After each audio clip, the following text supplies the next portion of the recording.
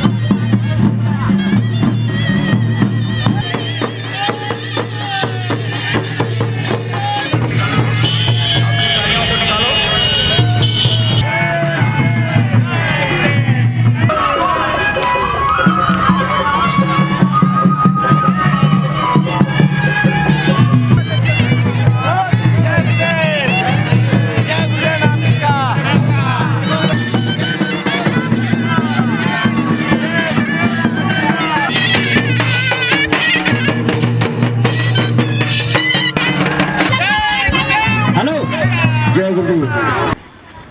जय गुरुदेव।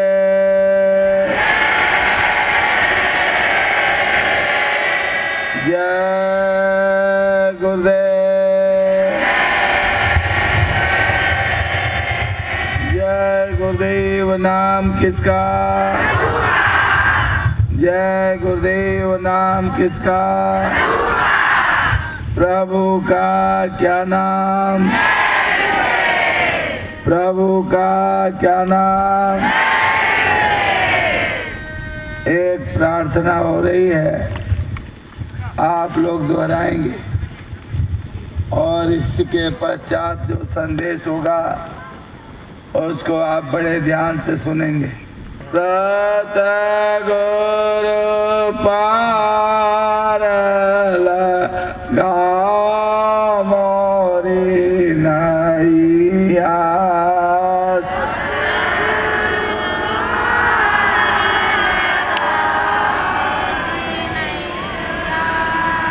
मैं तो वही मझधार लगा मोरी नैया,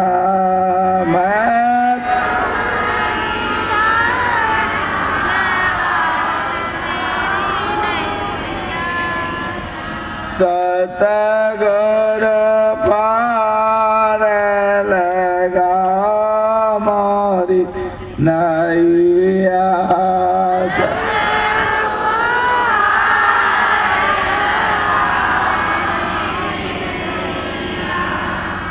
तुम बिनु नाई को करियार, तुम बिनु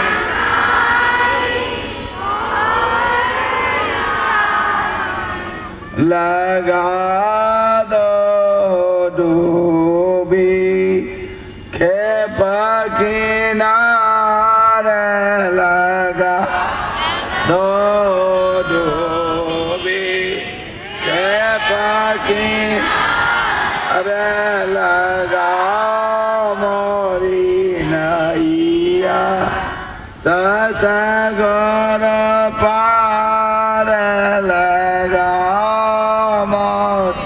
नैया,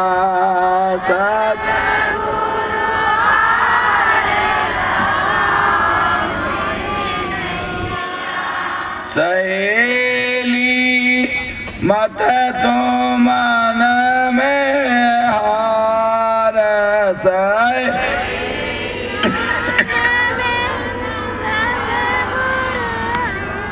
और दिखाओ जग का वार पार, दिखाओ जग का वार पार, लगा मोरी नैया, सतगुरु पार लगा मोरी नैया सतगुरु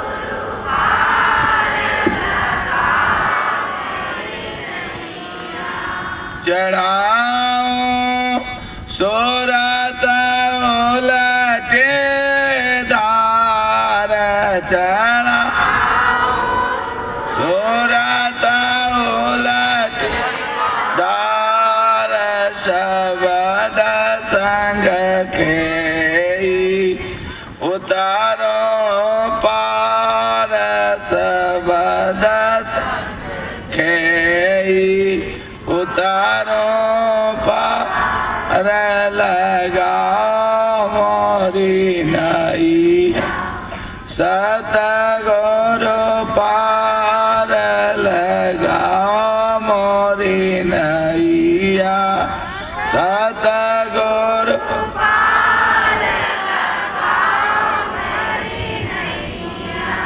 गुरु को धरि ले गुरु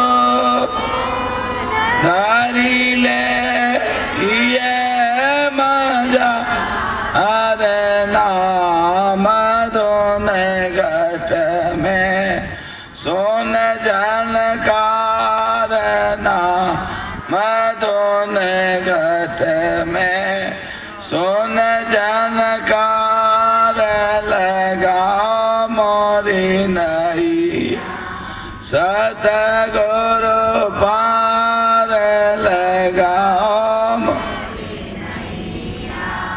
सतगुरु पार लगा मोरी नैया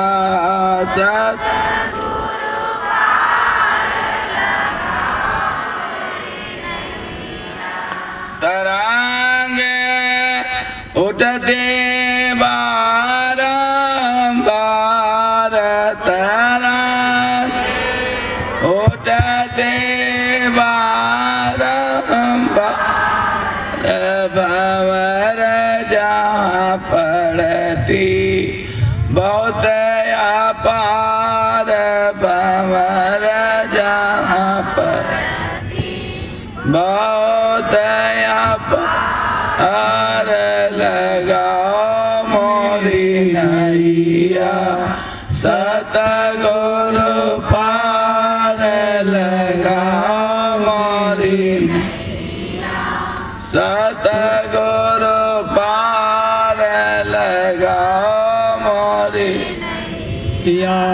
मैं हर से पहुँचे दसवें द्वार में हर से पहुँची 10वें द्वार जय गुरुदेव दीना पार उतार जय गुरुदेव दीना पार उतार लगाओ मोरी नैया सतगुरु पार लगाओ मोरी नैया।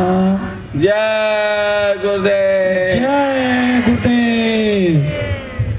उपस्थित सभी सत्संग प्रेमी सत्संगी भाई बहन, मेरी आवाज को सुनने वाली आसपास की माताएं बहनें, यहाँ के रहने वाले बुजुर्गों नौजवानों, नन्हे मुन्ने बच्चे और बच्चियों, हमारा आप सबका परम सौभाग्य है कि अपने जीवन काल में ऐसा शुभ अवसर गुरु महाराज की अपार कृपा से हमारे आप सबकी जीवात्माओं को सुलभ हो गया। सत्संग का अवसर जब जन्म जन्म के पुण्य उदय होते हैं तो महापुरुषों की दया से मनुष्य जीवन में सुलभ होता है।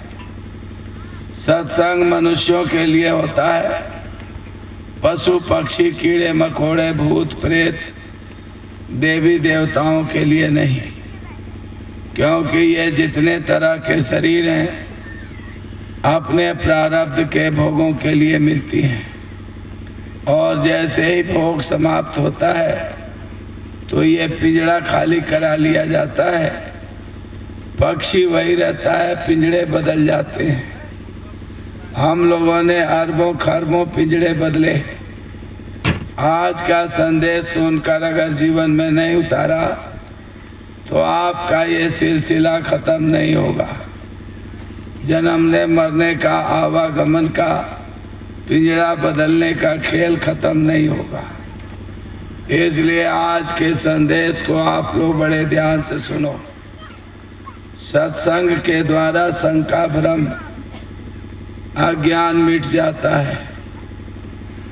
जैसे हमारे आपके शरीर में 2 आंख के, कान के, नाक के सुराग हैं, ऐसे ही जीवात्मा में दिव्य आंख, दिव्य कान, दिव्य नाक है। उसके सामने ही स्वर्ग है, लेकिन जीते जी स्वर्ग नहीं देखा तो मरने के बाद तो आप सबको सर्टिफिकेट देते हो कि इनका स्वर्गवास हो गया। मरने वाले ने चिट्ठी टेलीग्राम दिया नहीं और आपने अपनी आंखों से देखा नहीं, लेकिन अंधे को अंधा समझा देता है और अंधे की बात अंधा मान लेता है। सही और सच्ची बात यह है कि जीते जी स्वर्ग, वैकुंठ, देवलोक, ईश्वर का लोक, ब्रह्म का लोक, पार ब्रह्म का महाकाल पुरुष, सत्पुरुष, अलख अगम अनामी का दीदार दर्शन होता है। लेकिन हमारे आपके यहाँ आने पर मायक मोहक वस्तुओं में हम लोग इस तरह उलझ गए, फंस गए कि अपना घर और घर का रास्ता भूल गए। अब जब तक सत्संग नहीं मिलेगा, कर्मों का आवरण पर्दा साफ नहीं होगा, तब तक हमारी आपकी दिव्य दृष्टि से कुछ भी दिखाई नहीं देगा और दिव्य कान से कुछ सुनाई नहीं देगा और बिना देखे सुने प्रतीत नहीं होती है, विश्वास नहीं होता है। बिन देखे नहीं हुई प्रतीति, बिना देखे प्रतीत यानी विश्वास नहीं होता। तो बिना विश्वास के साथ काम सफल नहीं होता। इसलिए सत्संग मिलेगा तो जैसे तालाब में निर्मल जल के ऊपर काई छा गई, आपने पत्थर मारा, काई हट गई, जल साफ दिखने लगा। फिर जैसे पत्थर नीचे गया, काई छा गई, फिर आपने पत्थर मारा, काई हट गई। लेकिन बार बार पत्थर मारने से काई किनारे पहुंच जाएगी, जल निर्मल होगा। ऐसे ही जब बार बार सत्संग मिलेगा तो मन, बुद्धि, चित्त, अंतःकरण, जीवात्मा के ऊपर जो जन्म जन्म के कर्मों की आवरण काई जमी हुई है वो हट जाएगी। मन, बुद्धि, चित्त, अंतःकरण, जीवात्मा निर्मल होगी और प्रभु ने शब्दों की सीढ़ी से हमारी आपकी जीवात्मा को इस पिंड के नाके पर खड़ा किया और उसी के सामने से सीधा रास्ता अपने घर जाने का है। लेकिन कर्मों के आवरण जमा होने के कारण कुछ भी दिखाई सुनाई नहीं देता। गुरु महाराज कहते हैं, एक आदमी शीशा देखने का बड़ा शौकीन था, बार बार अपना चेहरा शीशे में देखता था। अचानक कोई बात बन गई, उसका जेल हो गया। जेल में शीशा ब्लेड ले जाने की इजाजत नहीं होती है। अब वहां उसने डायरी में अपना शीशा छुपा के ले गया। अब बार बार शीशा में चेहरा देखे। जेल में एक पुराना जेली था जो मेट था जेलियों का। उसने कहा, अरे क्या कर रहे हो? कहा, भाई साहब मैं अपना चेहरा देख रहा था। अरे लाओ दिखाओ क्या है। कहा, बस 2 दिन रहना है जेल में, इसके बाद आपको दे जाऊंगा। और जब जाने लगा तो उसने उस शीशे को दे दिया। अब जेल में जो मेट था उसने कहा, ये पीछे क्या लगा है? तो जो पीछे शीशे के गत्ता लगा था उजाड़ दिया। जब देखा शीशे के पीछे लाल परत लगी हुई है, उसने कहा इधर तो साफ है, इधर लाल क्या लगा है? ईंट उठाया, रगड़ रगड़ के जब उसने लाल पर्दा हटा दिया तो इधर का उधर, उधर का इधर सब दिखने लगा। ऐसे ही जब आपके मन बुद्धि चित्त अंतःकरण जीवात्मा के ऊपर से जब सतगुरु के नाम की जड़ी मिलेगी और रगड़ा मारोगे घिस्सा तो पर्दा साफ हो जाएगा। यहाँ का वहाँ और वहाँ का यहाँ सब दिखाई देगा। लेकिन इसके लिए आपको सत्संग मिलना चाहिए। तभी गुरु महाराज ने कहा कि अबोध बच्चे को जितनी माँ की जरूरत नहीं है, भूखे को रोटी की, प्यासे को पानी की, बीमार को दवा की जरूरत नहीं है, उससे ज्यादा इस मनुष्य को सत्संग की जरूरत है। जब सत्संग मिलेगा, मन बुद्धि चित्त निर्मल होगा, यही जीवात्मा शब्द की सीढ़ी पकड़ेगी। शबद शबद हम पौड़ी रची, पौड़ी चढ़ चढ़ पहुँचो नगरी सच्ची।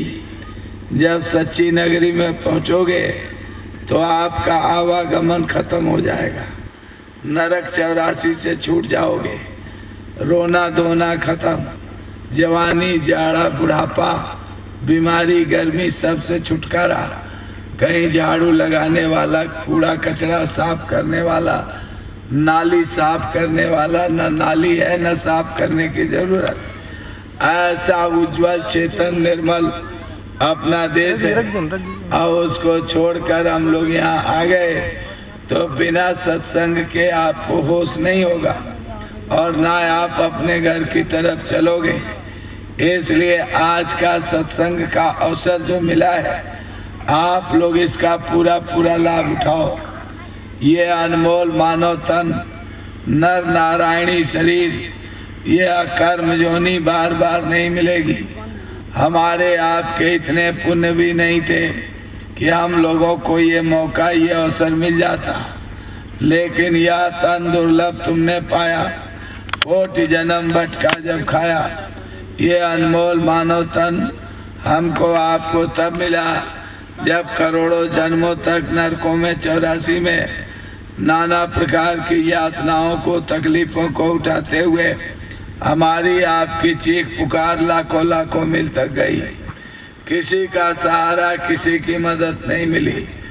ना ये तन साथ दिया, न धन साथ दिया, न विद्या, न भाषा, न जाति, न धर्म, न मान, न बड़ाई, न पद, न पैसा, न मित्र, न दोस्त, न रिश्तेदार, न परिवार, किसी का भी सहयोग साथ नहीं मिला। हम सभी लोग अकेले ही पीटते और चीखते रहे।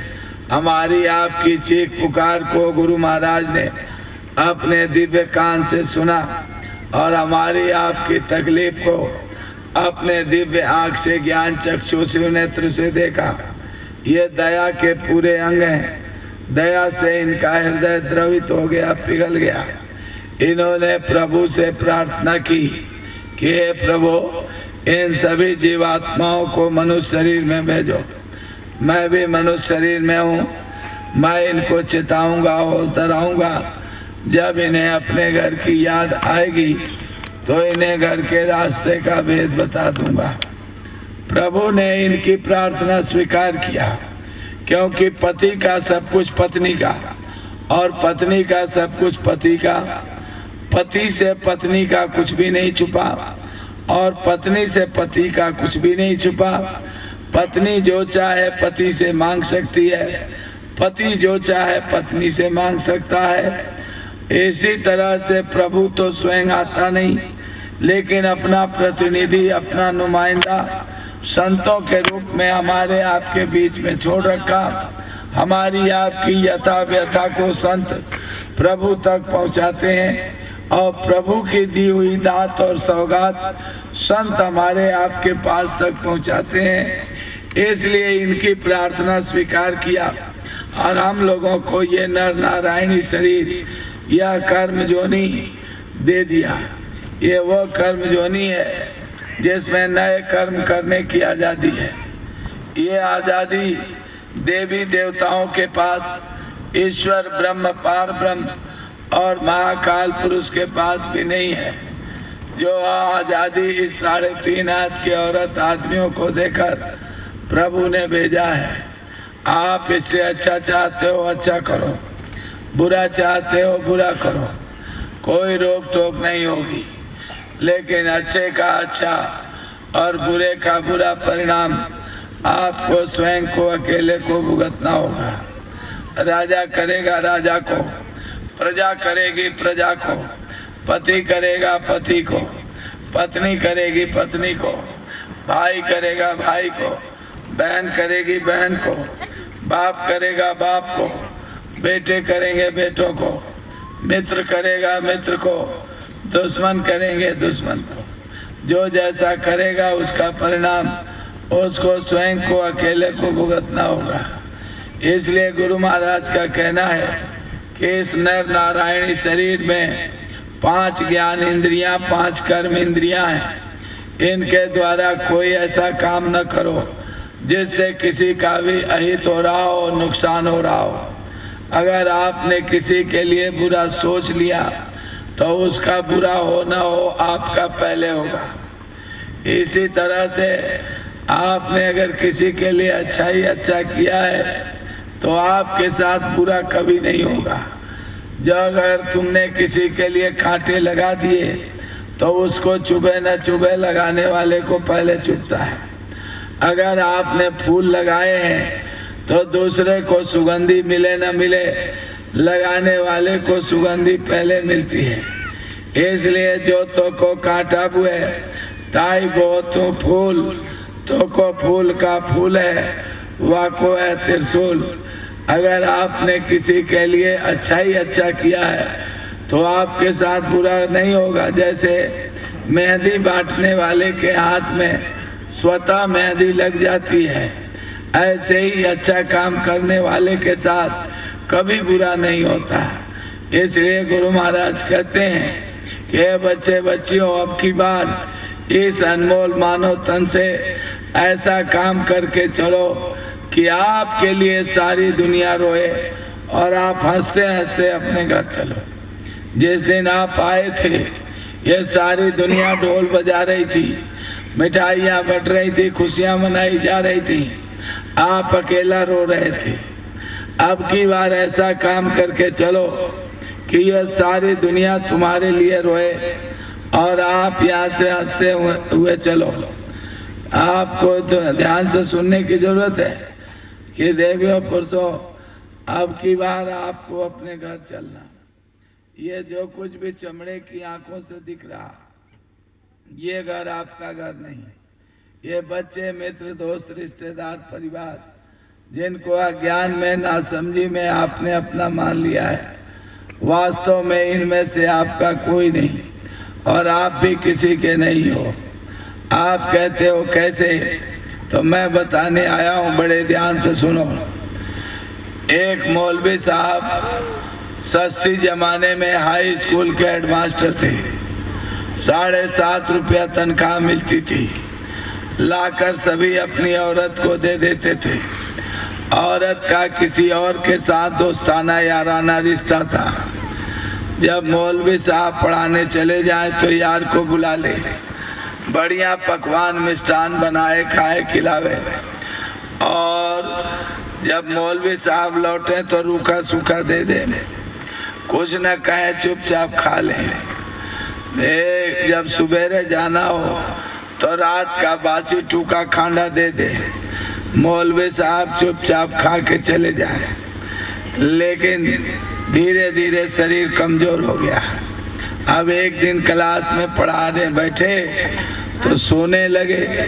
लोगों ने शिकायत की कि मौलवी साहब पढ़ाते नहीं, सो जाते हैं। चेकिंग हुआ क्लास में तो सोते पाए गए, तो मौलवी साहब को नौकरी से बर्खास्त कर दिया, छुट्टी कर दी। अब मौलवी साहब जब शाम को लौट के आए तो उनकी औरत ने पूछा कि आज आप उदास कैसे हो? कहा नौकरी खत्म हो गई। अजी जब तुम कमा के लाते थे तब तो घर नहीं चलता था, अब तुम नौकरी छोड़ के आ गए तो घर कैसे चलेगा? बोला तू चिंता ना कर, मैं परदेश जाऊंगा, कमा के लाऊंगा। अजी आप परदेश चले गए तो आपके बिना मैं कैसे रहूंगी? बोले अजी मैं जल्दी जल्दी कमा के लाऊंगा, रख जाऊंगा, फिर जाऊंगा, फिर ला के रख जाऊंगा, फिर जाऊंगा, फिर ला के रख जाऊंगा। बोले ऐसे नहीं, फिर कैसे? कि आप अपनी तस्वीर, अपनी चित्रकारी यहाँ दीवार पर बना दो, और जैसे राम जी को, किशन जी को, हनुमान जी को, दुर्गा जी को, गणेश जी को, लक्ष्मी जी को पूड़ी का, मिठाई का, फल का, हलवे का लोग भोग लगाते हैं, ऐसे मैं भी आपको भोग लगा दूंगी और समझूंगी आपने खा लिया तो मैं भी खा लूंगी। उन्होंने अपनी तस्वीर, अपनी चित्रकारी दीवार पर बना दिया, पुराने कपड़ों की बांधी गठरी पोटली और चल पड़े परदेश कमाने के लिए। रास्ते में नदी के किनारे एक फूंका त्यागी रास्ता फूंक फूंक के चल रहा। मौलवी साहब ने पूछा, भाई साहब आप रास्ता फूंक के क्यों चल रहे हो? अरे जवानी में बहुत आदमी मारे, औरत मारे, बच्चे मारे, जानवरों को मारा, अब बुढ़ापे में उसी का प्रायश्चित कर रहा हूँ कि मेरे पैर से कोई कीड़ा मकोड़ा चींटा ना दब के मर जाए, इसलिए मैं रास्ता फूंक के चल रहा हूँ। अजी आप तो बड़े त्यागी हो, आपका विश्वास क्यों ना किया जाए? आप ये लो मेरी गठरी, मेरा चश्मा मेरे घर छूट गया, मैं जरा चश्मा लेके आता हूँ। मौलवी साहब चश्मा लेने के लिए घर चले गए और फूंका त्यागी ने उस गठरी में समझा बहुत माल है, तो नदी के किनारे गठरी लेके गायब हो गया। अब जब घर पहुंचे तो उनकी औरत ने पूछा कि आप आज जो है, घर जब पहुंचे तो उनकी औरत ने सोचा कि मौलवी साहब तो परदेश गए, अब बहुत दिन बाद लौटेंगे, इसलिए यार को बुला लिया, बढ़िया पकवान मिष्ठान बनाए, खाए, खिलाया और दोनों पलंग पर बैठ के पान चबा रहे और मौलवी साहब की दाढ़ी पर थूक रहे। उसको कितना अपने पति देव का डर है। जैसे आप घर में तस्वीर, भगवान की मूर्त और तस्वीर लगा रखे हो गुरु का और देवता का, और उनके सामने ही बैठ के 2 नंबर का रजिस्टर तैयार करते हो, 2 नंबर के व्यापार का हेरा फेरी, चोरी, लूटे, बदमाशी, सब तरह की योजना उनके सामने बैठ के बनाते हो, आपको कितना डर है। ऐसे ही उसको अपने पति देव का कितना डर है कि सामने बैठ के पान चबा रही और उन्हीं की दाढ़ी पर थूक। अब मौलवी साहब ने कहा, लानत है इस जिंदगी का, जिसके जीते जी उसकी दाढ़ी पर थूका जा रहा, ये घर अब रहने लायक नहीं, मैं इस घर में अब कभी नहीं आऊंगा। अब बिना चश्मा लिए मौलवी साहब वापिस हो गए, बिना चश्मा लिए वापिस हो गए। जब नदी के किनारे पहुंचे तो देखा वो फूंका त्यागी गठरी लेके गायब। कहा पहले नौकरी गई, फिर कोठरी गई, फिर गठरी गई, अब आगे न जाने क्या होता है। सोचते जा रहे तो नदी के किनारे एक सन्यासी धुआं जला के, आग जला के ताप रहा। वहीं पर राजा की रानी आई, उसने कहा है सन्यासी, अरे ऐसा उपाय कर दो कि मेरा प्रेम मंत्री से हो जाए, राजा से खत्म हो जाए। सन्यासी ने कहा कि तू चिंता मत कर, मैं राजा की जिस थाली में भोजन करते हैं उसी थाली में मेरे लिए भोजन ले आओ, मैं उसी में टोटके कर दूंगा, तुम्हारा प्रेम मंत्री से हो जाएगा, राजा से खत्म हो जाएगा। रानी दौड़े गई, पूरी पकवान सजाई और लेके आई। कहा है सन्यासी,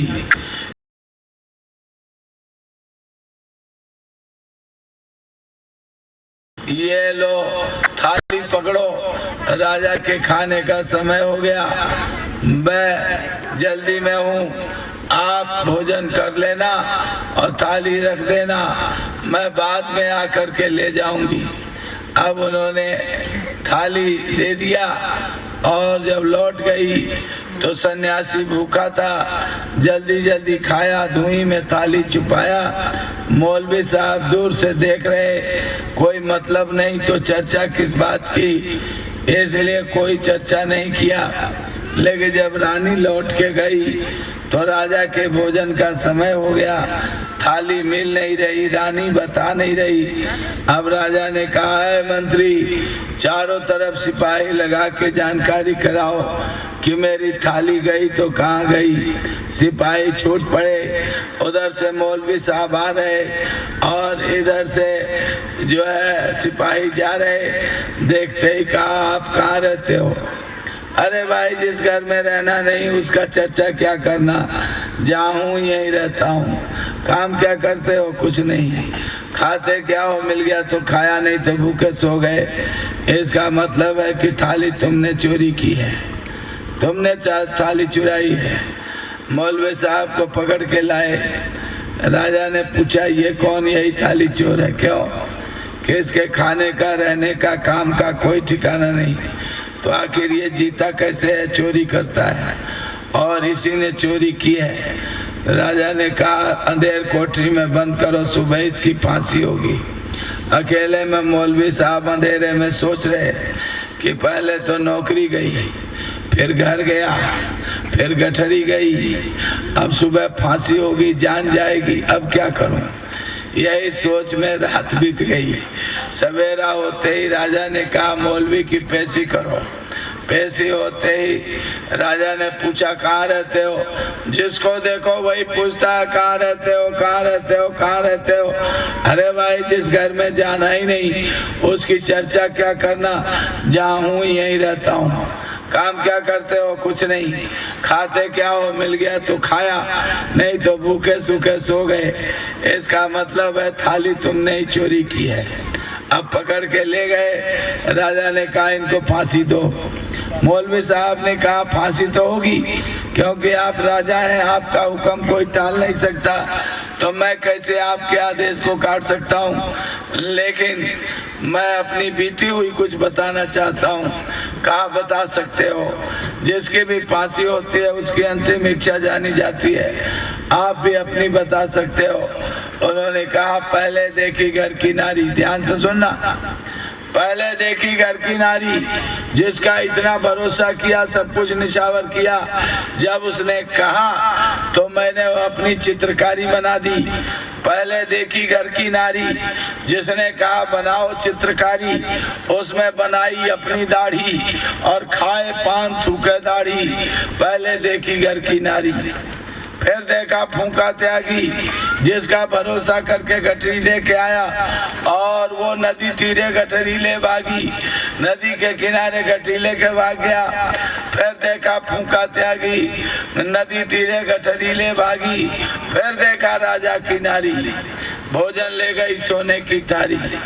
भूखा सन्यासी भोजन खाया, धुएं में थारी छुपाया। यहाँ तक तो मैं जानता हूँ, आगे आप जानिए। राजा ने कहा कि सुनो, बुलाओ सन्यासी। रानी को कहा, थाली दे के आई। रानी ने कहा कि वो सन्यासी नदी के किनारे आग ताप रहा। सिपाही गए और सन्यासी को उठा के लाए। सन्यासी को उठा के लाए और जब सन्यासी को लाए तो पूछा, तुम्हारे पास थाली कैसे गई? इसी ने कहा था कि राजा का मेरा प्रेम खत्म हो जाए और मंत्री से प्रेम हो जाए। तो मैंने कहा, उसी थाली में भोजन लाओ जिसमें राजा भोजन करते हैं। ये भोजन लेकर आई। मैं भूखा था, जल्दी जल्दी खाया, धुएं में थाली छुपाया। राजा ने कहा, बुलाओ मंत्री को जो मेरे ही थाली में खाता और मेरी ही थाली में छेद करता है। मंत्री की पेशी हुई। राजा ने फैसला सुनाया, सन्यासी की, रानी की, मंत्री की, तीनों की फांसी। मौलवी साहब को बरी कर दो, छोड़ दो, उनका कोई जुर्म नहीं, दोष नहीं। ऐ देवियों पुरुषों, अब मैं आपसे पूछना चाहता हूँ कि जब मौलवी की घरवाली मौलवी की नहीं हुई, जब फूंका त्यागी मौलवी का नहीं हुआ, जब सन्यासी किसी का नहीं हुआ, जब राजा की रानी नहीं हुई, रानी की राजा नहीं हुआ, मंत्री का राजा नहीं, राजा का मंत्री नहीं, तो आप लोग बता सकते हो कि इस दुनिया में कौन किसका है? सब स्वार्थ के यार, मतलब के यार, मतलब पूरा होगा तो साथ छोड़ देंगे, नहीं पूरा होगा तो साथ छोड़ देंगे।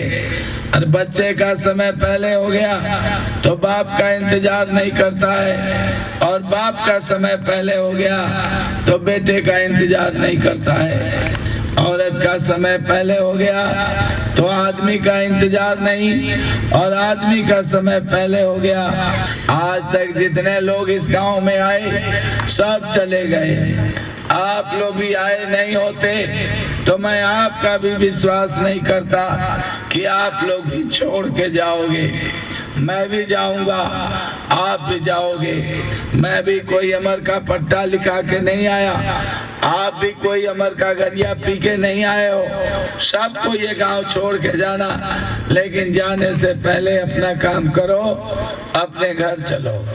ये घर आपका घर नहीं है। आप कहते हो मेरा नहीं तो किसका है? तो मैं आपसे पूछ रहा हूँ, 10 साल, 20 साल, 25 साल, 50 साल, 60 साल, 80 साल पहले जिस जमीन, जिस मकान, जिन बच्चों को आप एक झटके में छोड़ के चले आए, क्या उन बच्चों की याद आती है? और इनको भी एक झटके में छोड़ के जाओगे। अगर उनकी याद आती तो इनकी भी याद आएगी, लेकिन उनकी याद नहीं आती है तो इनकी भी याद नहीं आएगी। ना घर वो आपका था, ना घर ये आपका है। उसे छोड़ के आए हो, इसे छोड़ के जाना है। जाने से पहले अपना काम करो, अपने घर चलो। आपका घर स्वर्ग में भी नहीं है। ध्यान से सुनना, वो भोग भूमि है। जो भी यहाँ पुण्य जमा है उसी का वहाँ पर भुगतान करना होता है। भोग भूमि है। जैसे आपने 1000 करोड़ रुपया जमा किया है बैंक में, 10-10 रुपए का चेक काटोगे तो बहुत दिन में जाके खर्च होगा। 100-100 रुपया खर्च करोगे तो थोड़े ही दिन में, और 1000-1000 करोगे तो और थोड़े दिन में, और लाख खर्च करोगे तो बहुत थोड़े दिन में, और करोड़ रुपया का एक ही बार चेक काट दोगे तो सब एक ही बार में खत्म हो जाएगा। और जब खत्म हो गया तो आप चाहे जितना बड़ा चेक लिखो, चाहे जितना बड़ा आप फर्रा लिखो, चिट्ठी लिखो, बैंक से आपको चौवन्नी नहीं मिलेगी। ऐसे ही आपका पुण्य जो जमा था उसको भोगने का एक मौका स्वर्ग में मिला। जब ही आपका पुण्य खत्म हुआ तो पुण्य छीणे मर्तलोके, पुण्य क्षीण होते ही इसी मृतलोक में आना पड़ता है। और ऐसे घराने में आपका जन्म होता है जहाँ बिना मेहनत, मशक्कत, खून पसीना के आपका जो है धन का उपयोग करोगे, और उसका दुराचार, बेविचार, अत्याचार, पापाचार में धन लगाओगे, और उस पाप कर्मों से आपका धन खर्च करके पाप जमा होगा और आपको नरकों में ढकेल दिया जाएगा। आप कहते हो हम तो मर गए, हमको क्या मालूम क्या होता है। मैं बताऊं आपको, अगर वहाँ कष्ट नहीं होता, स्वर्ग में सुख नहीं होता तो इसको बनाने की जरूरत क्या थी। लेकिन वहाँ अनुभव होता है। ये जिस शरीर में आप बैठे हो ये पंच भौतिक शरीर है, जड़ शरीर है। इसमें 5 तत्व हैं, जल, पृथ्वी, अग्नि, वायु, आकाश। 5 तत्व से पूरा है। इसके अंदर एक 17 तत्वों का लिंग शरीर है, उसके अंदर एक 9 तत्वों का सूक्ष्म शरीर है, उसके अंदर 5 तत्वों का एक कारण शरीर है। जब तक ये चारों खोल नहीं उतरते हैं कोई भी जीव मुक्त नहीं होता, आजाद नहीं होता, आवागमन से नहीं छूटता, नरक 84 से नहीं बचता। इसलिए आप जब इसमें से निकलेंगे तो 17 तत्वों के लिंग शरीर में होंगे, और वहां आपको नरकों में डालकर का 1 करोड़ साल तक काटा जाएगा। करोड़ साल तक काटेगा, जोड़ेगा। फिर ऐसे तपते हुए खंबे कि सारी धरती मिला दो उससे बड़े खंबे, और उनकी लपटें लाखों मील तक जा रही। लाखों मील की छड़ में चुभाया, खंबे में चिपका दिया जल के राख, फिर चुभाया, फिर चिपकाया, फिर चुभाया, फिर चिपकाया, जल के राख। देवियों पुरुषों, वहां आपकी कौन मदद करेगा? अब वहां से आपको ऐसे 22 तरह के कुंड हैं जिनकी बदबू लाखों लाखों मील तक जा रही है। उसी बदबू में सड़ने के लिए डाल दिया। जरा सी बदबू से नाक ऊपर किया तो ऐसी माया की कांटेदार जूतियां पड़ती हैं कि जिनके सिर पर पड़ता उन्हीं को होश आता है। आए देवियों पुरुषों, वहां आपको सड़ाया जाएगा।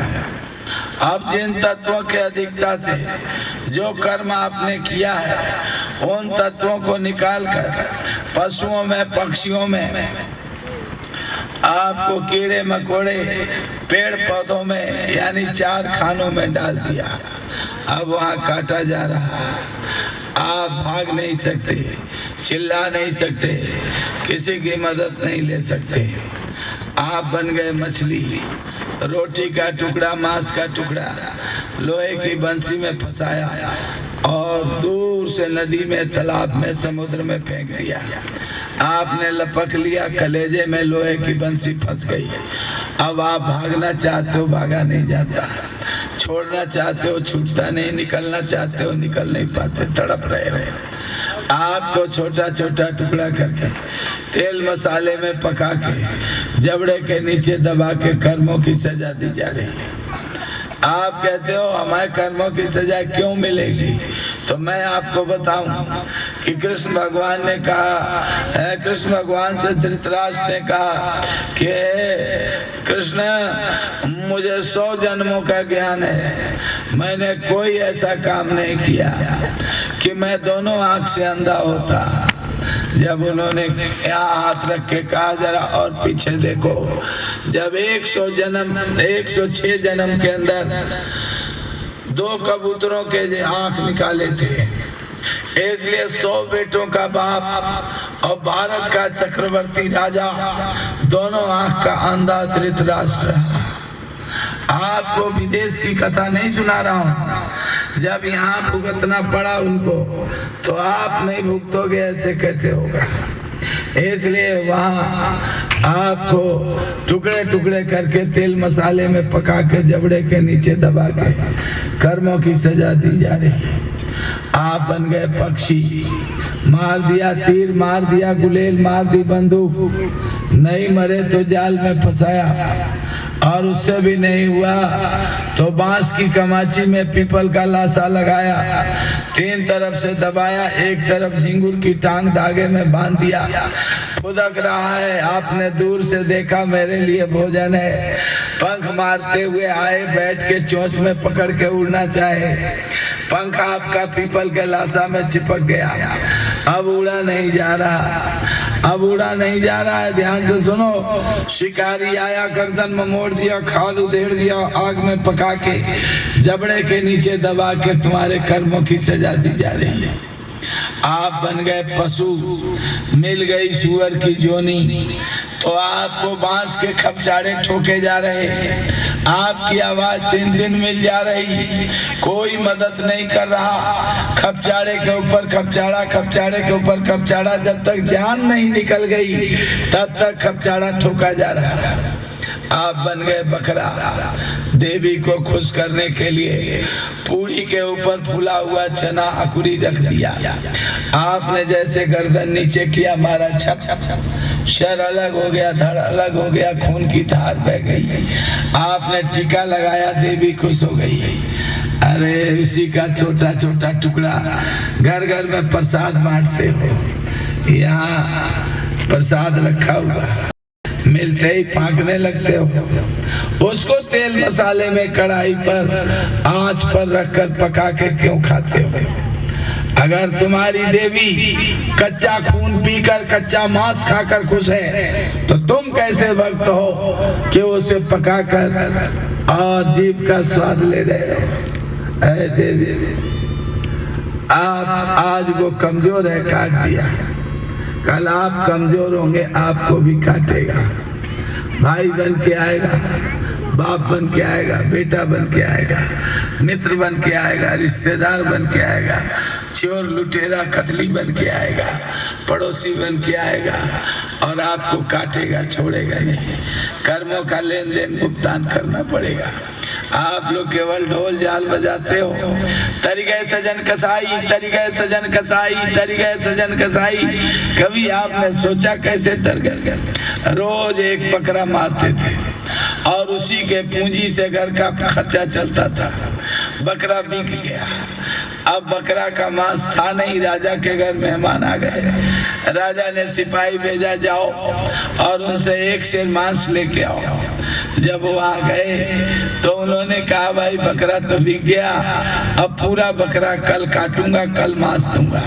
सिपाही ने खींच के 2 तमाचा मारा, कहा ठहर जाओ, मैं बकरे का एक पंजा काट के एक शेर मांस दे देता हूँ और पूरा बकरा कल काटूंगा। जैसे बकरे का पंजा पकड़ा, खंजर उठाया, ऊपर से आवाज आई कि तू मुझे काटता था, मैं तुझे काटता था, अब न तू मुझे काटेगा न मैं तुझे काटूंगा। कहा जब कटना ही नहीं है तो जहाँ इच्छा हो ले चलो। सिपाही ले गए। राजा ने कहा अंधेर कोठरी में बंद करो, सुबह फांसी होगी। अब रात में अंधेरे में बैठे सोच रहे कि जब मैं ही काटूंगा सुबह फांसी किसकी होगी? आपने तो कहा था तू मुझे काटता था, मैं तुझे काटता था, अब न तू मुझे काटेगा न मैं तुझे काटूंगा, तो आखिर ये फांसी किसकी होगी? बोले तुम्हारे कर्मों की सजा मिलेगी। अगर मुझे ही सजा उठानी थी तो मैं एक और काट देता, एक बार और कट जाता, आपने मुझे क्यों रोक दिया? कहा जाओ ऐन मौके पर मदद किया जाएगा। जैसे ही सुबह सुबह फांसी का आदेश हुआ, जल्लाद ने रस्सी का फंदा लगाया, तख्ता खींचा तो रस्सी टूट गई। राजा ने कहा रस्सी पुरानी थी, नई लगाओ। नई रस्सी लगाई गई, जैसे तख्ता खींचा रस्सी टूट गई। राजा ने कहा लोहे की जंजीर लगाओ। लोहे की जंजीर लगाई गई और जैसे तख्ता खींचा जंजीर टूट गई। राजा उठ के आया, कहा कि अरे भाई ये क्या हो रहा? देखा तो बकरे का सिंग उसके पैर के नीचे लगता है, ऊपर टूट जाता है। कहा छोड़ दो इन्हें, इनका कोई जुर्म नहीं, कोई दोष नहीं, इनको बरी कर दो, माफ कर दो, छोड़ दो। उन्होंने कहा जब मेरी इतनी गुनाहें माफ हो सकती हैं तो आज के बाद इन गुनाहों को मैं कभी नहीं करूंगा।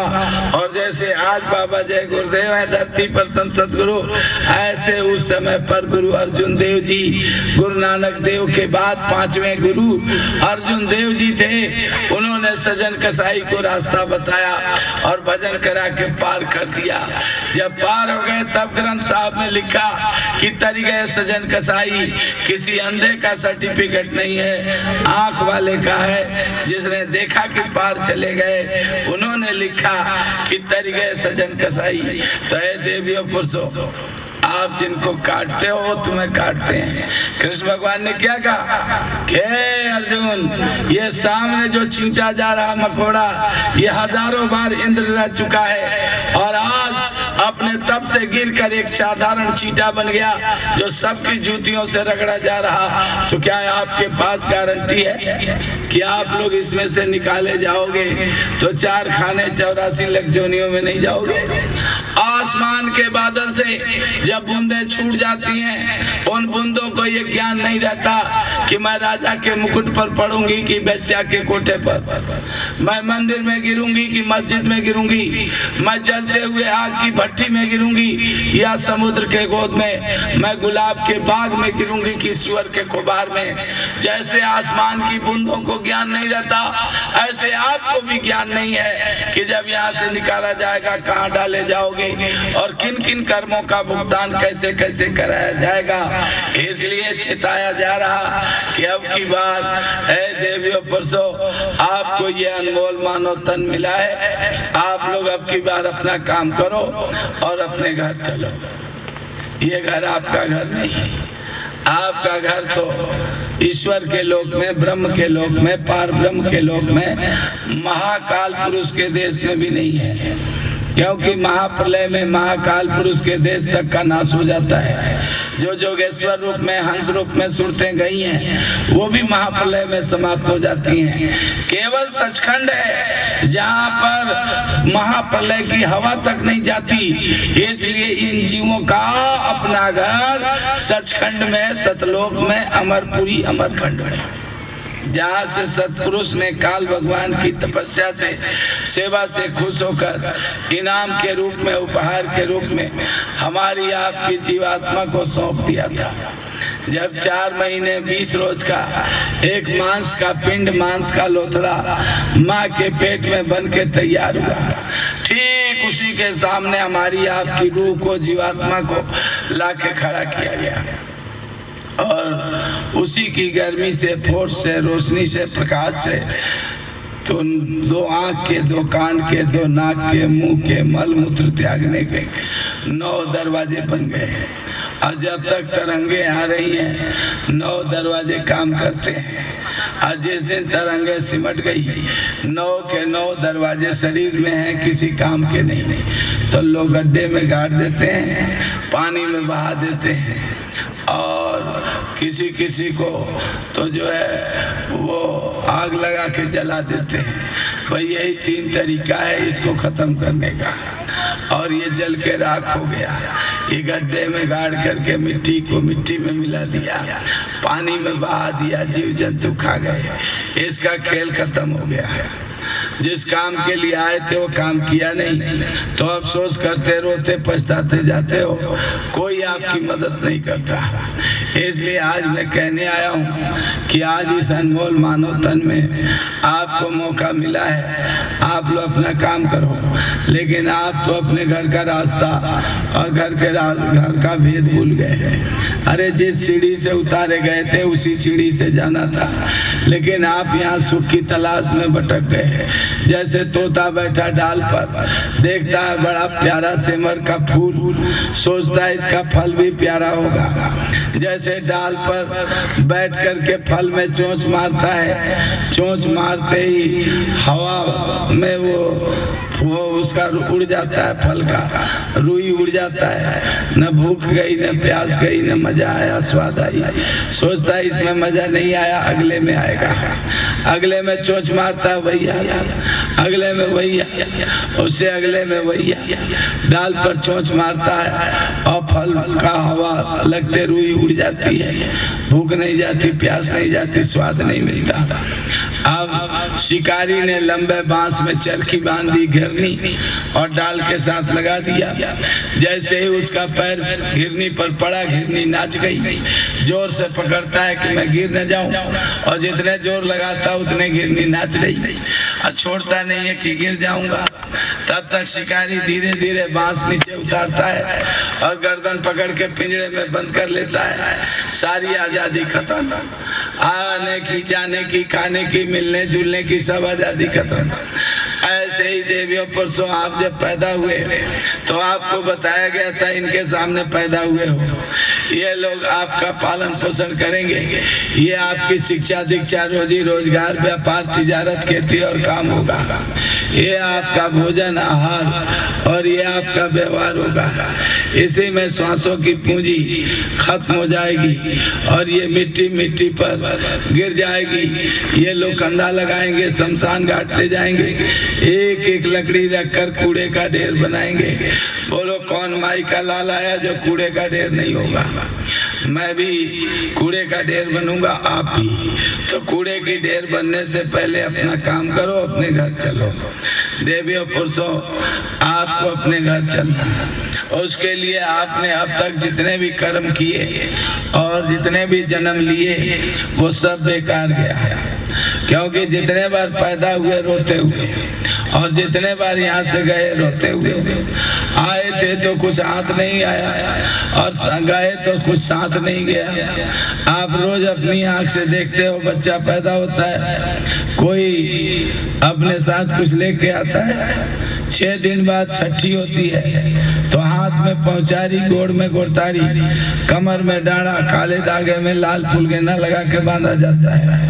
और वही जब जाने का समय होता है तो कमर का डांडा भी तोड़ लिया जाता है। किलो 2 किलो सोना, लाख 2 लाख रुपए, जमीन मकान के दस्तावेज देने की तो बात ही छोड़ दो। जो कमर में डांडा बंधा हुआ वो भी तोड़ के बहा के तब शमशान घाट ले जाते हैं। तो कौन किसके साथ कुछ गया। लेकिन आप जितने बार आए रोते हुए और जितने बार गए रोते हुए, आते समय का दुख तो सुख की तलाश में भूल गए, लेकिन जाते समय का दुख ऐ देवियों परसों आपने कभी अनुभव नहीं किया। आपने फसल लगाए, खाद पानी दिया, निराई निकौनी किया और ओले पड़ गए, सब साफ हो गया। आपने फसल लगाई, आपने सब कुछ किया, टिड्डी आया सब साफ कर गया। आपने फसल लगाए, बाढ़ आया सब बहा ले गया। आपने फसल लगाए, वर्षा एक बूंद नहीं गिरी, एक दाना घर में नहीं आया। ऐ देवियों पुरुषों, ऐसे ही आपने जितने जन्म लिए, जितने कर्म किए, एक बार भी फल लग जाता तो आज यहाँ बैठने की नौबत नहीं आती। आपने क्या किया? आपने पत्थर की पूजा किया, आपने पेड़ की पूजा किया, आपने पानी की पूजा किया। ध्यान से सुनो, ये आपने कलश बनाई, कलश मिट्टी का, पानी भी जड़ है, कलश भी जड़ है, पल्लो भी जड़ है, फूल भी जड़ है, और आज भी इसी जड़ में फंसे हो। चेतन की कमाई नहीं होगी, कभी नहीं होगी, कभी नहीं होगी। कान खोल के सुन लो। बाबा जी अभी पिछले साल मध्य प्रदेश में गए, बड़ी लंबी कतार कलश की और रंग बिरंगी साड़ियों में, 8-10 तरह की रंग बिरंगी साड़ियों में सजी हुई देवियां, और जैसे मैदान में पहुंचे उन्होंने कहा इस इंतजाम को किसने किया? बुलाया गया, वो तो खुशी खुशी आया कि मैंने इंतजाम किया है। और स्वामी जी के हाथ में बेंत थी, तड़ातड़ बेंत मारा और कहा चले जाओ, मुझे कहीं सत्संग में नजर मत आना। और 25 दिन का दौरा हुआ मध्य प्रदेश में, कहीं भी ये कलश और फूल नहीं। और वहाँ की कैसेट लेके पढ़ो जिसमें स्वामी जी ने स्पष्ट कहा कि जो इस काम को करता है वो संगत में रहने लायक नहीं, और संगत में उसकी कोई भूमिका नहीं होनी चाहिए, और उसकी बात में आपको कभी नहीं आना चाहिए। ये जड़ है, जड़ में फंसे रहोगे तो चेतन की कमाई हो ही नहीं सकती, इसलिए इसमें मत फंसो। ये तो दुनियादार जिनको कुछ नहीं मिला है वो इसी से भीड़ इकट्ठा करके और इसी से अपना रोजगार चलाते हैं। तुमको इसमें कहाँ फंसना, तुम तो अपना काम करो।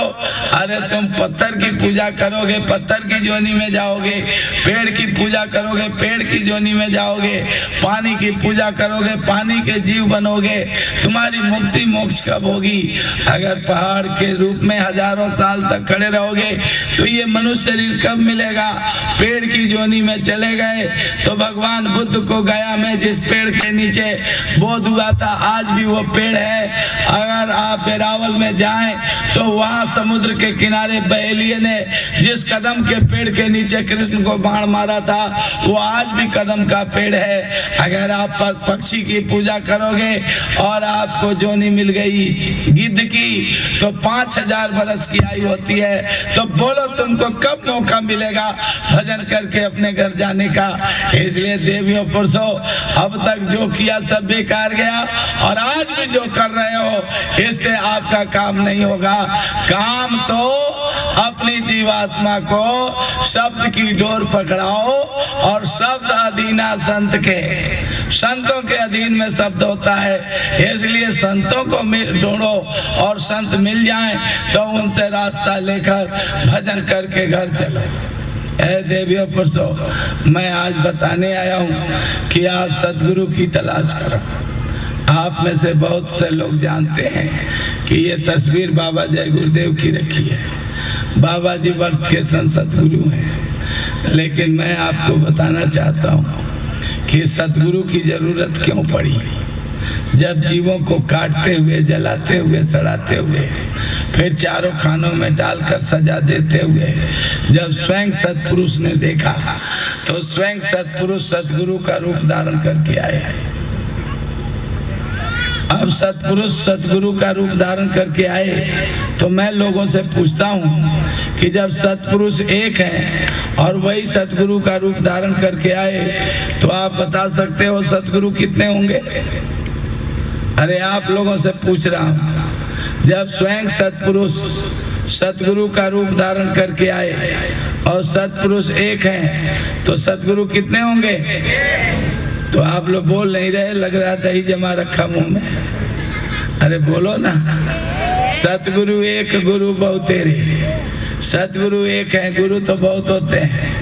बहुत गुरु जैसे तेली का बैल 50 कोस घर में ही घुमाएगा लेकिन घर के बाहर जाने का रास्ता नहीं बताएगा, ऐसे ये जितने गुरु हैं नरक 84 में 4 खानों में घुमाएंगे लेकिन बाहर जाने का रास्ता केवल सतगुरु बताएंगे, क्योंकि स्वयं वो आए इसी काम के लिए। तभी तो उन्होंने कहा हम आए वही देश से जहाँ तुम्हारो धाम और तुमको घर पहुँचाओना एक हमारो काम, दूसरा कोई काम ही नहीं है, आपको घर ले जाना है। लेकिन अब आप छोड़ना नहीं चाहते हो पुरानी आदत, तो फिर कैसे घर जाओगे? अब कई लोग तो समझ गए कि मिश्रा जी नाराज हो गए। कहा अरे काहे को हम नाराज होंगे? हम नाराज होंगे तो हम आपका क्या बिगाड़ेंगे? लेकिन आप तो खुद अपने हाथ से बिगाड़ रहे हो, तो हम क्या बनाएंगे जब हमारी नहीं सुनोगे तो। इसलिए मैं आज कह रहा हूँ, उसको ध्यान से सुनो।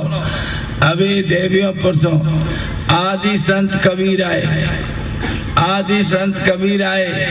माँ के सामने क्या परिस्थिति थी कि बच्चा पैदा होते ही काट के बक्सा में बंद करके नदी में बहा दिया। अब घाट पर जुल्हा खड़ा था, देखा बड़ा प्यारा बक्सा, बक्से में प्यारा बच्चा, ले गया पोस पाल के बड़ा किया। वही आदि संत कबीर हुए, लेकिन उनको भी गुरु बनाना था, क्योंकि बिना गुरु बनाए उनको कौन गुरु मानता। बाबा जी एक दिन अपने गुरु महाराज से बोले कि गुरुदेव अपनी तस्वीर दे दें। कहने बच्चा इस मूर्त को तुम अपने अंदर में बसाओ। बोले मैंने तो बसा लिया, लेकिन आपने कहा ये दौलत लोगों को बांट देना। अगर आपकी तस्वीर नहीं रहेगी तो लोग मुझसे पूछेंगे कि आपको ये दौलत किसने दिया, तो मैं कौन सी शक्ल लोगों को दिखाऊंगा। इसलिए आप अपनी तस्वीर दीजिए। अब तुम इस तस्वीर बाबा ने दे दिया तो तुम इस तस्वीर के पूजा में ही लग गए। अरे कुछ नहीं इससे मिलने वाला, तस्वीर से किसी को कुछ नहीं मिलेगा। कान खोल के सुनो बाबा जी क्या कहते हैं अपने गुरु महाराज की तस्वीर को कि ये उनका चिन्ह है, लेकिन जीता जागता देवता ये बैठा, ये तुमको देगा। अजीता जागता देवता को अंदर में नहीं बिठाओगे तो इस फोटो से तस्वीर से क्या होने वाला। इसलिए कान खोल के सुन लो अच्छी तरह से। क्या देवियों पुरुषों, अब उसी कबीर साहब को गुरु बनाना था, लेकिन कोई उनको चेला नहीं बना रहा। क्यों? कि जुलाहे के घर में पैदा हुए, छूत मानते थे लोग। पैदा तो नहीं हुए थे, पाले गए थे, लेकिन लोग छूत मान रहे, इसलिए चेला नहीं बना रहे। और कबीर साहब को गुरु बनाना था, तो लोगों ने कहा बनारस में सुबह सुबह महात्मा नहाने के लिए जाते हैं, आप सीढ़ियों में पड़े रहना, जो मिल जाए वही गुरु, और जो उसके मुंह से आवाज निकलेगी वो गुरु मंत्र हो। उन्होंने सीढ़ियों में लेट कर रात बिताई। सुबह सुबह रामानंद जी नहाने जा रहे हैं, उनके पैर से कबीर साहब का शरीर छू गया। उन्होंने कहा राम राम राम राम राम राम। कोई उन्होंने भक्ति में राम राम नहीं कहा, इसलिए कि ब्राह्मण का 9 गुण का जनेऊ वाला ब्राह्मण, और ये शूद्र का शरीर जुलाहे का छू गया, प्रायश्चित हो गई, इसलिए उस प्रायश्चित में उन्होंने राम राम कहा। लेकिन गुरु महाराज कबीर साहब ने मान लिया कि ये मेरे गुरु हैं और यही गुरु मंत्र है, लेकिन मानने से कोई गुरु नहीं होता। अब रामानंद जी घर में रहने के लिए, आने के लिए इजाजत नहीं दे रहे, और कमरे में 4 दिन से सामान ढूंढ रहे। कबीर साहब ने बाहर से ही कहा गुरुजी वो सामान आपका बक्से के पीछे है। जब देखा कहा रे ये तो कमरे में आया नहीं, कभी रखा नहीं, इसको कैसे मालूम हो गया? अर्थात इसकी दिव्य दृष्टि ज्ञान चक्षु शिव नेत्र खुला हुआ। अब जब बाहर आए तो अखबार में पकड़ के कहा कि आप मेरे गुरु, नहीं आप मेरे गुरु, नहीं आप मेरे गुरु, नहीं जी आप ही मेरे गुरु। अच्छा अब आश्रम में रहिए, रहने लगे। थोड़े ही दिन के बाद रामानंद जी के गुरु जी का वार्षिक श्राद्ध था, तो उन्होंने कहा सब प्रेमियों को काम दे दिया, उनको कहा गाय का दूध ले आओ, गुरु जी के लिए खीर बनेगी। जब वो गाय का दूध लेने गए तो गाय सड़क के किनारे मरी हुई, उसी के आगे हरा चारा रख दिया, बाल्टी रख दिया, चुपचाप खड़े हैं। अब देखा कि भाई सब काम हो गया, दूध नहीं आया, खीर नहीं बना। तब रामानंद जी ने कहा भाई कौन लेने गया? बोले कबीर। अब ढूंढते जा रहे तो सड़क के किनारे गाय मरी हुई, वहीं पर घास रख के और बाल्टी रख के खड़े हैं। गुरुजी ने कहा यहाँ क्या कर रहे हो? बोले ये गाय उठेगी, चारा खाएगी, दूध देगी, लेके आऊंगा। बोले ये गाय मरी हुई है, मरी गाय चारा नहीं खाती, दूध नहीं देती, क्यों? आज खीर बनेगा, आपके गुरुजी खाएंगे जो इतने दिन पहले चले गए। तो ये तो गाय अभी मरी है, अभी उठेगी, अभी चारा खाएगी, दूध देगी। कहा ये नहीं होता। बोले क्यों नहीं होता? बच्चा जब तक पैदा नहीं होता उसका नाम नहीं रखा जाता, और बच्चा मर गया, औरत मर गई और जल के राख हो गया, तो अब उस नाम से बोलने वाला नहीं, उठने वाला नहीं, आने वाला नहीं। और जब तक आदमी मरता नहीं उसके नाम के साथ स्वर्गवास नहीं लिखा जाता। और सब क्रिया करने के बाद पंडित जी गौदान कराते हैं। गौदान के मंत्र में कहते हैं कि स्वर्ग में फलाने नाम के प्रेत को दूध पीने के लिए गाय भेज रहा हूँ। अब जब तक आदमी औरत मरते नहीं, गौदान कहाँ फल उनको स्वर्ग में जाते नहीं, तो ये गाय बिना मरे कैसे स्वर्ग में जाएगी दूध पिलाने के लिए? तो ये अज्ञान इतना बड़ा। और ज्ञान दिया कबीर साहब ने, इसलिए कबीर साहब गुरु थे। और रामानंद जी ने ज्ञान नहीं दिया, इसलिए रामानंद जी गुरु मान लेने से नहीं हुए। अब एक बार बनारस में पंडितों की सभा थी, कबीर साहब भी पहुंच गए। लोगों ने वहां दूर बैठो। बोले क्यों? कि आप जन्म से शूद्र हो। और आप? बोले हम ब्राह्मण हैं। कैसे? कि हम लोगों का यज्ञोपवीत होता है तब हम ब्राह्मण बनते हैं। कहने महाराज तो धारी जनेऊ ब्राह्मण बन गए, मेहरी का पहिराया और जन्म शूद्र की चली परोसिन तुम पांडे क्यों खाया? तुमने तो जनेऊ पहन के ब्राह्मण बन गए, औरत को क्या पहनाया? और वो जन्म की शूद्र है और वो परोस रही है और तुम कैसे खा रहे हो? इसका मतलब है कि तुम्हें ज्ञान नहीं है। शादी से पहले एक जनेऊ और शादी के बाद 2 जनेऊ। क्या मतलब? कि एक अपना एक औरत का। बोले आपके पहनने से आपकी औरत ब्राह्मणी हो गई? बोले हाँ। तो मेरा भी एक पहन लीजिए, मैं भी ब्राह्मण हो जाऊंगा। ए देवियों पुरुषों, वही विद्वानों ने कहा शास्त्रार्थ होगा। कहने लगे भाई शास्त्रार्थ का क्या अर्थ होता है? बोले बहस होगी। किस बात की? हार जीत होगी। अरे भाई बिना बहस के ही मैं हार गया, आप जीत गए। कहने लगे ये कैसे? बोले जैसे समझ लो। बोले ऐसे नहीं, लिखित में दो। बोले मैं तो कबीर कबीर 3 अक्षर जानता हूँ, आप लिख लो, मैं दस्तखत कर दूंगा। अब लिखने लगे तो लिखना था कि मैं जीता कबीर हारा, लेकिन लिख दिए कि मैं हारा कबीर जीता। कहा है तो पंडित जी गलत लिख गया। फिर उन्होंने कहा कि फिर से लिखिए। जब फिर लिखा तो लिखा मैं हारा कबीर जीता। कहा ये भी गलत हो गया। फिर कहा फिर से लिखिए। जब तीसरी बार लिखने लगे तो वही लिख दिया। तब पंडित जी पैरों में गिर पड़े।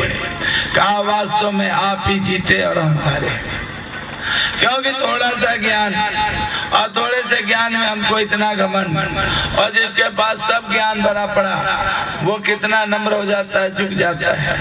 गुरु महाराज कहते हैं कि एक पंडित जी नाव में बैठ के इस पार से उस पार जा रहे थे। नाव में और लोग भी बैठे थे।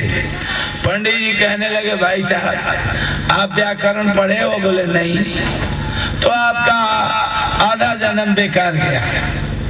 भाई साहब आप व्याकरण पढ़े? बोले नहीं। तो आपका भी आधा जन्म बेकार गया। आप व्याकरण पढ़े हो? नहीं। तो आपका भी आधा जन्म गया। मल्लाह से पूछा आप व्याकरण पढ़े हो? बोले नहीं। तो आपका भी आधा जन्म बेकार गया। तब तक नाव पहुंच गई बीच धार में, भंवर में। अब जब भंवर में जाके नैया डगमगाई तो मल्लाह ने पूछा, पंडित जी, बोले हाँ। आप नाव चलाना जानते हो? बोले नहीं। तो आपका पूरा जीवन बेकार गया। अब जब नाव नहीं चलाना जानते हो, तैरना नहीं जानते हो, तो आपका पूरा जन्म बेकार गया। हे देवियों पुरुषों, जब सतगुरु आपको मिलेंगे तो आपका ये नैया पार जाएगी, और नहीं तो भंवर में डूबेगी और आप भंवर में चक्कर काट रहे हो। इसलिए मैं बताने आया हूँ कि सतगुरु की तलाश करो, वो मिलेंगे। भूखे को रोटी खिलाओ, प्यासे को पानी पिलाओ, इसी पुण्य से संत मिलेंगे। संत मिलेंगे तो जीव गति का राह बताएंगे। रास्ता मिल जाएगा तो देर सवेर घर पहुंच जाओगे। ये तस्वीर जो आपके सामने रखी है, ये बाबा जय गुरुदेव, इनका आश्रम मथुरा में। बाबा जी की उम्र 110 साल। सुनो ध्यान से, बाबा जी 2008 में उत्तर प्रदेश के इटावा जिला में खितौरा गांव में पहुंचे। बोले, बच्चा ये मेरी जन्मभूमि है, मैं यहाँ पैदा हुआ था। और 28 फरवरी को लौट के 5 ईंट रख के और बाबा जी ने अपनी कुटिया का शिलान्यास किया। आज 3 मंजिल की कोठी खड़ी हो गई, मीनारें खड़ी हो गई। सुनो ध्यान से, और उन पर गुंबद लग रहा, सड़कें चौड़ी हो गई, बिजली लग गए, पंखे लग गए। 100 बीघे में आम, लीची, कटहल, सागवान, बांस, नारियल के बाग लग गया। अब ये सब तैयारी इसलिए कि आप जैसे बैठे सुन रहे हो, ऐसे बाबा जी के सामने 1 करोड़ आदमी